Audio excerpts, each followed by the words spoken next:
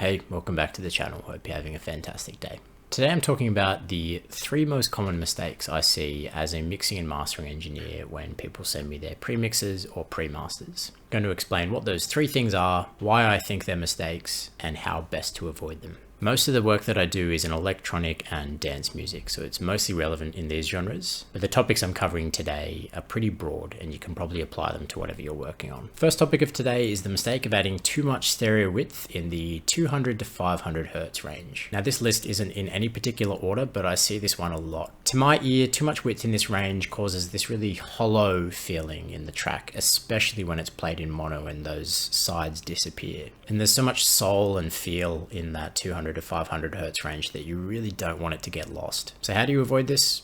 Just simply be very careful with adding too many stereo effects to any elements playing in that range. Things like delay, chorus, reverb. Dial back that dry wet when you're in your production or mixdown phase. And make sure you're doing mono compatibility checks every time you're adding stereo effects. Integrate this habit into your production routine and you'll avoid this problem altogether. Second mistake I want to talk about today is mixing your track to be too dark or too bright. It's really easy to feel during the production phase that you need to boost your low end a bit so that your bass or your kick feels a bit more present, or that you need to boost your highs up a little bit so that those hi-hats cut through the mix. But it's a very delicate balance that you need to achieve, and getting it wrong can really ruin your mix. A track that's too bright will leave people's ears feeling fatigued and give people the tendency to want to turn down the volume of your track. And this is because a track that's too bright is going to be perceived as a lot louder. Consider something like the Fletcher-Munson curve. This curve demonstrates how different parts of the frequency spectrum are perceived by the human ear and how mid to high frequencies are perceived as louder. So consider this carefully when you're trying to achieve that right balance between high frequencies and low frequencies. In a track that's too dark, for example, where the low end really dominates, will often really drive any end of chain compression or limiting, and it's going to really limit your ability to get a loud and clear master. Take that same Fletcher-Munson curve into consideration when you're mixing your low end. Our ears can't perceive those low frequencies as well as you'd think. Those sorts of frequencies are often felt, especially when behind a big club system, so you don't need to drive them as hard as you'd think. So consider the way the human ear is going to perceive your music,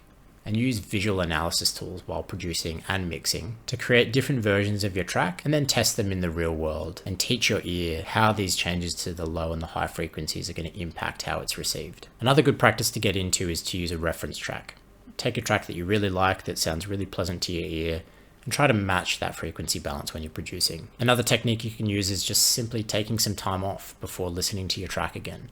Once you've done a final mixdown, take a few weeks off and listen back to it later and see if you still like the result. If you're finding this helpful so far and want more content like this, I post videos like this every single week, so subscribe to the channel for more. And the third mistake that I see a lot in pre-masters and pre-mixes are tracks with too much dynamic range. Now, dynamic range in a track is a really good thing. Not squashing things too much and allowing people's ears to feel different elements of your track as it ebbs and flows is a really positive thing, but it's really important to consider the total range of how dynamic your track really is. This is particularly important in broken genres like drum and bass, garage, or jungle, for example. In some pre-masters, I'll often see big spikes in volume, especially during build-ups, or if the producer uses a lot of evolving textures, once-off effects, or vocals, for example. These kinds of sharp dynamic peaks are much better addressed during the mixdown, so that when you're sending your track to get mastered, they're not feeding too much into that mastering chain and dominating the effects of that mastering chain. These things can be addressed during mastering, but ensuring you take care of this during your mixdown will mean that your mastering engineer has more flexibility to add their own character and touch to your track. So before calling your pre-master finished, play your track through and check for any dramatic spikes in volume, especially when there's really transient elements playing at the same time and competing with each other. Then grab something like a compressor or a multi-band compressor for even more control and isolate and control those peaks. Just enough so they still have the impact that you're looking for, but they aren't too intrusive on the rest of the track.